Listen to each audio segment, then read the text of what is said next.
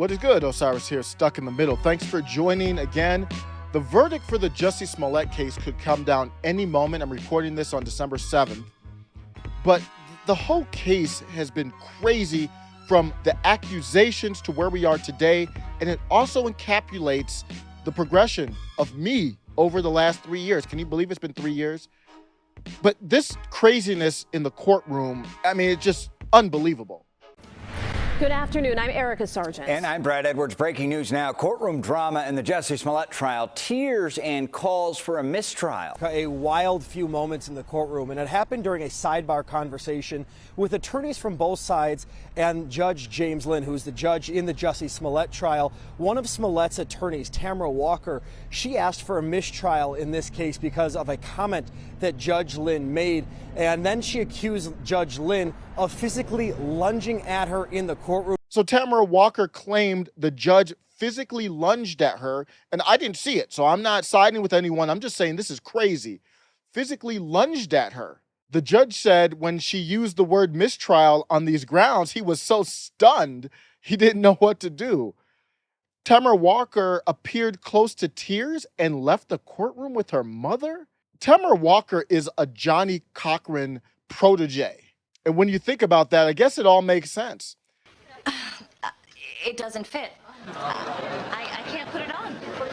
Damn fools. Look at that. We got nothing now. Nothing. A side note, Seinfeld was one of my favorite shows ever.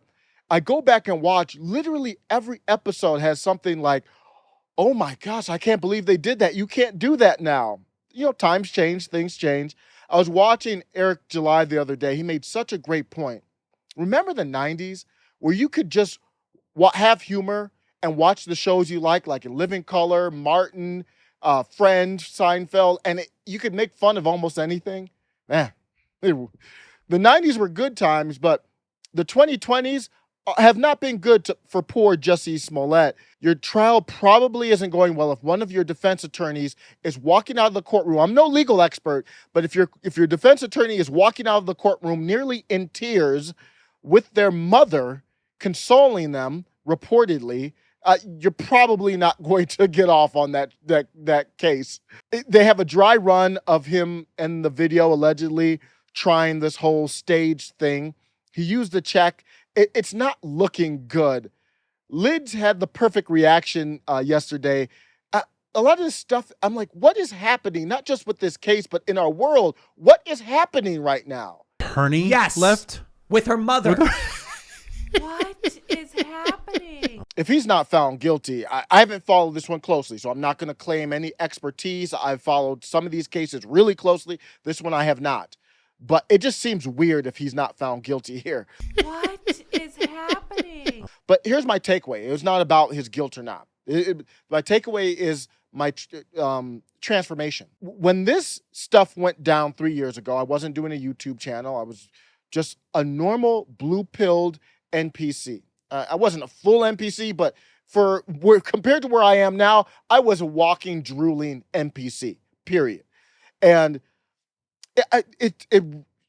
it shows the difference between being blue-pilled and then red-pilled. Blue pill meaning I'm just believing anything I see. Red pill means I have a critical thinking approach to everything. So when it first came out, I took it as 100% true. And he basically said, I was attacked by some white MAGA people. I never made assumptions about all of MAGA over it because I'm not that type of person, but I was like, damn, that's messed up. I just read the headline. I didn't even read the articles. I honestly didn't care that much, but I just took it for truth. Like, who would make something like that up? When you're blue-pilled, you don't understand. I had no idea that critical theory was infiltrating our country at the time. I knew what Marxism was. I didn't know what critical theory was, really, at that time. I didn't think it was infiltrating. The transition from, I brought up the 90s earlier, from the 90s where I've never been an identitarian, but the pro-black movement of like hip hop in the late 80s, early 90s, which was much more healthier than the stuff we have now, the toxic, racist nonsense. But there was a slow transition. And at that time, I didn't know that transition was even happening. Kamala Harris 2 years ago said Jussie Smollett was the victim of a modern day lynching. I wouldn't think that a prominent politician, senator like Kamala Harris would just say that. And I didn't think the media would be pushing this and giving them interviews without properly questioning or vetting it. I had no idea. Can you believe, by the way, that Kim Foxx got reelected after how poorly she handled this situation? A lot of times DAs, the stuff that they mess up on, it's not like big news, so everybody doesn't know about it. This was all out there. It just represented how she ran things. And she got reelected. But if you were red-pilled at the time, which I was not, you actually followed what was happening. I'm going to let Nate, the lawyer, who was red-pilled at the time, lay out what happened. Told, right? Because I was making fun of Kamala Harris and all the lefties after it came out. You know, oh, he was attacked. Oh my God. Right? When I first heard it, I'm going to keep it real. I was sitting here with my wife and we was chilling and we heard the story. And she was like, it's so horrible. He got beat up by some MAGA people in the middle of Chicago. So I'm like, when did this happen? She was like, at 2 o'clock in the morning. Spider sense start tingling. 2 o'clock in the fucking morning in Chicago? And I'm like, hold on. There's a fucking polar vortex. Yeah, this is a motherfucker. It's like 10 degrees outside. I'm like, at 2 o'clock in the morning? What the fuck is he doing out there at 2 o'clock in the morning? So she's like, okay. So she's like, oh, no. He was going to get a Subway sandwich. So I said, they waiting for him at 2 o'clock in the morning to get a goddamn Subway sandwich? How the fuck did they know he's coming out the apartment? Oh, no. He was coming from the airport, went to his apartment, came out for the Subway sandwich, got the sandwich, and then came back home. And I'm like, yo, somebody was waiting for him all that time in Chicago with MAGA hats? And then we heard the story. They got bleaching ropes. I'm like, hold the fuck on. Next black guy comes in Subway. Two motherfucking white guys in the middle of Chicago with MAGA hats got bleach and rope at 2 in the morning waiting for Jussie Smollett coming from Subway? I'm like, what is this really the story that he's pushing? I'm like, babe, something doesn't seem wrong with this story. It doesn't just doesn't make it sing. So obviously, if I knew this revolution with critical theory and Marxist identitarianism was taking over our country, I would look at this differently, because Jussie Smollett was trying to further entrench himself into this government religion. He already has multiple types of intersectionality, but this event gave him even more. I mean, it turned him even more into a victim.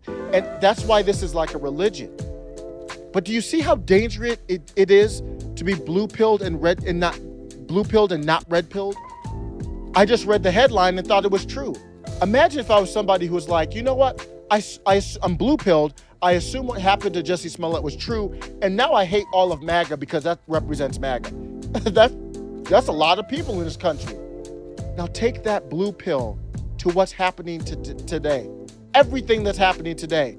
The majority of people in our country are still walking around like I was back in 2017, believing the headline, not reading the stories. And when you get the facts, you still don't care about the facts.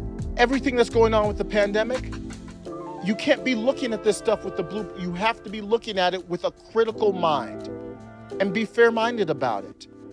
But at the end of the day, you can see how someone who's blue-pilled, and if you're red-pilled, not that you're some wacko or anything like that, you just question everything.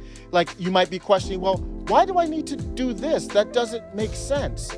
Someone who's blue-pilled is living a different reality, and they might look at you like you're some radical nut job. And at some point, you might have to tell them, no, boo-boo. I'm not radical. I've just woken up to see who the radicals really are.